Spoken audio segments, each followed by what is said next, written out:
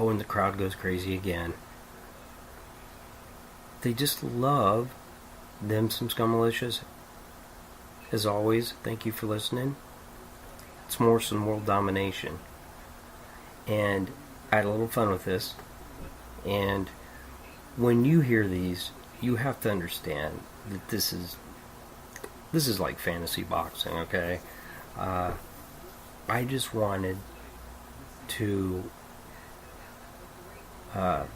give my top 10 rankings for heavyweights. And I had fun with it. I know there's a few of these guys, you'll hear the name and you'll be like, oh, really? Are you fucking crazy? Well, yeah, I am. But for me, I really, and I'm stressing this, especially when I say really, I want the young guys to get in there and get bigger fights. And I talked about it with Joshua and Wilder. That fight needs to happen. Okay? Instead, we get Wilder fighting Stavern for the second time, and I know a lot of it has to do with Ortiz failing the drug test. And you know what? That's ridiculous.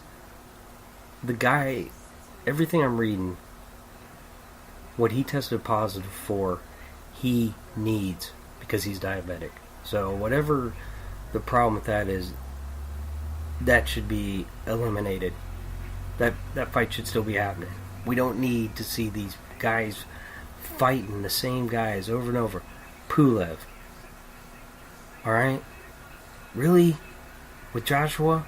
And I seen it's just, I keep seeing a lot of these same names creep up, and for me, the heavyweight division, we need these young guys fighting the top guys. We need Wilder fighting Ortiz, and we need Joshua fighting Wilder, and that's how we're going to get boxing.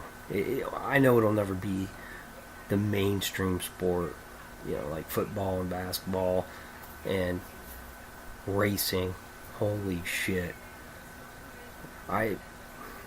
For years, and listen, I've got some friends that watch it, and my cousin's a huge fan of it now. I cannot watch cars go around in circles for 3 hours. Just can't do it. Anyway, so my top 10 heavyweights MWD style. So obviously, the two boys are in here, and yes, they're definitely overranked, but hey, they're my rankings. Alright, number 10, I'm going with the Japanese guy, and hopefully I don't destroy this name, Kayataro Fujimoto. Well, actually I did that pretty good. He's 17-1. He only has 9 KOs, so that's kind of weird, right, for a heavyweight. He got clobbered by Hawamono, but it was early in his career, and it's the only fight he's lost, and no one ever wants to get knocked out. But, like I've said, I'm not saying because a heavyweight loses a couple times doesn't mean he can't come back and get big fights, and why not? Let's get a Japanese heavyweight in there. And we know that boxing it's a huge sport all over the world, more so than it is in the United States. But definitely, wouldn't it be kind of awesome, think at some point, if they had like the night of the young heavyweights, have like one of the Morrison boys fight Fujimoto, and like have Dominic Breazeale, and I know he's been around a little bit longer, but like have Breazeale fight the other Morrison brother. There you go, both Morrison boys on the night of the young heavyweights. Gotta get him in there. Gotta get him on TV. It's all about America. Well, I sound like a big redneck today. I know. I apologize. All right. I've got him number 9, the first brother. Kenzie. Yep. 14 fights, 12-0. He did have the 2 draws, 10 KOs. The thing about him, and I know I mentioned this before, of the 2 brothers, he's the one that looks so much like his dad. When I see him moving around in the ring, yeah, seriously, it's like I get like chicken skin. It just reminds me of his dad so much. And some of it's probably the hair, but I think of the 2 definitely that Trey is more advanced at this point in their careers. But hey, they're still young, and hopefully they keep climbing the ladder. So Kenzie, number 9. Number 8, I'm going with another young buck, Tom Schwartz, the German. You know, kind of discovered him a couple weeks ago, and I like him. You know, he's kind of different to me. I could be wrong, but especially with European boxers, a lot of can look stiff and robotic. You know, like Vladimir Klitschko was for a lot of the time in his career, just, you know, stiff. Schwartz isn't like that. You know, he moves pretty fluid. You know, like, and he's young. He's only like 23 or 24, 19-0.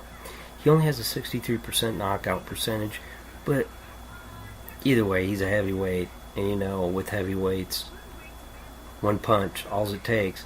But definitely, as he gets more fights, you know, and hopefully he keeps improving. Yeah, kind of like his style. So, Tom Schwartz, number 8. Number 7, I mentioned him earlier, Dominic Breazeale. And I know his one loss, Anthony Joshua, I don't think that's a bad loss considering that what we've seen from Joshua. I think he's obviously a pretty good fighter. He's got 2 of the belts. So I don't think that's a bad loss. I know it was a technical knockout, but he's won 18. He's got power. He's won 15 of his 18 wins are by knockout, so he can punch. I know he's fighting Eric Molina coming up. I hope he wins. Another American heavyweight. He's got an exciting style. He's fun to watch, and he's young. That's good. Let's keep him rolling.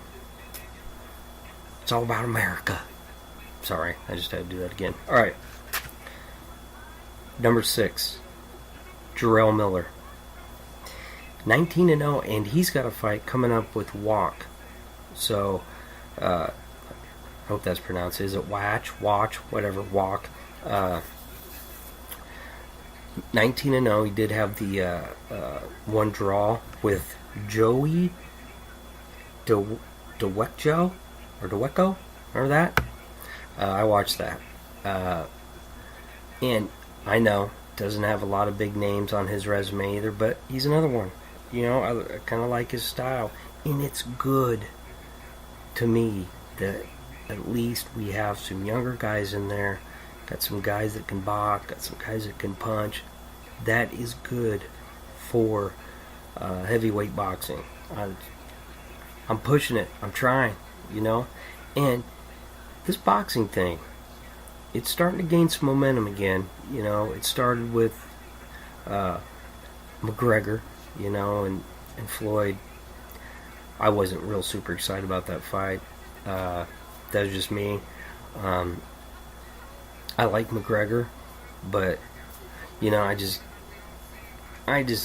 wasn't a big fan of them two fighting. Triple G and Canelo. I wasn't really excited about that fight either, but you know, we're kind of seeing that momentum, and that's what we need. But why are we excited? Because it's the big names. People want to see the big fighter, the big name fighters fight the other top fighters. That's what it's about. That's And I know I'm beating a dead horse here, but that's what's been wrong for so long. You know, the UFC. Look at what they do. All the top guys fight each other, and that's what needs to happen. And hopefully in 2018 it starts with Wilder and Joshua. I got my fingers crossed. All right. Number 5, I've got Povetkin. Yes, I know I'm preaching about young guys, and I've got Povetkin in here at 38. But 32-1, 22 KOs. His only loss in his career was by decision to Klitschko, Vladimir Klitschko. That's a pretty good resume, and he's fought some guys. You know, like a lot of these guys, I know he doesn't have a ton of named fighters, but he did fight Walk, who's fighting Jerome Miller, that I just mentioned, Manuel Char, Hasim Rockman, Eddie Chambers, Chris Bird, Cedric Boswell. So, and at 38, he's probably on his last little run here. But I got him at 5. He's a good fighter. I know he doesn't get people super excited, but I think he's definitely in the one of the best 10 heavyweights going. Number 4, this is where he comes in. Trey-Lippe-Morrison, 13-0, 13 KOs, and he stepped up his game when he fought Ed Lattimore. I've watched that fight like 10 times, I think. And I get it. Like, he's got a long way to go, but he's got Freddie Roach in his corner. And that's got to be a good thing, right? One of the greatest trainers ever. And Tony Holden's in his corner, the guy that promoted his dad. I just think he's got the right people behind him. He stays focused from everything I've read and all the interviews I've seen. And Freddie Roach said it, and he is right. One punch knockout power. That's what Trey has. His dad had it. And, people pay to see that. So, I am so excited. I just like the Klitschkos. I love both brothers, but right now Trey's the guy that I think can really make a difference. Right now, still got a long way to go, both of them. But yes, the fanboy is out today. Number 3, I got King Kong, Luis Ortiz. 27-0. We know 23 KOs. He's 38 years old too, and I said it before. Fuck, man, this fight with Wilder. We want to see Deontay Wilder get hit with a guy that can really punch. How does he react? How does he respond to it? And I know everybody was hoping to see that. And really, like, you're going to give him... you're going to say that he failed a drug test for diabetic medication? Just seems kind of weak, right? At least it feels weak to me. Yeah, just a bummer. And so what happens? Then we get a fight that we've already seen, And another thing, and by the way, I'll just go ahead and say it, Deontay Wilder. I've got him number 2. Huh? A little bit of a surprise there, right? So he's fighting Stavern again. That's the one decision he had. Listen, we've seen it. 38-0 with 37 KOs. Dude can punch. That right hand, he's going to fuck you up. It's that simple. But what about him getting hit back? And trust me, the way he leaves himself open, and I just want to see that happen. Let's see how good that chin is for real. And I did it. I've got Anthony Joshua number 1. I think he's the best heavyweight in the world right now. And listen, he beat Vladimir Klitschko. And I don't care. I know a lot of people hated his fighting style. The dude owned the division for how many years? And I know they got the questions about the chin now, but got knocked down, he got back up, and he knocked Klitschko out. That says a lot to me. I know Klitschko didn't have the greatest chin. I don't care. Young fighter, a big moment. We haven't seen Wilder in a spot like that yet. And 19-0, 19 KOs. So both of them got power. And then I've watched a little bit, and yeah, Joshua does have a tendency to be kind of stiff and robotic. That big steroid term gets thrown out a lot of the time that I've seen, online. I don't know. Either way, that dude can punch. Oh, what a fight! We gotta make this happen, And kind of crazy, right? Here I am preaching about American heavyweights, and then I got the English guy, number one. But you look at his resume, the Klitschko, to me, Klitschko is better than anybody that Wilder has fought to this point. He handled Dominique Brazil, his first loss. Eric Molina.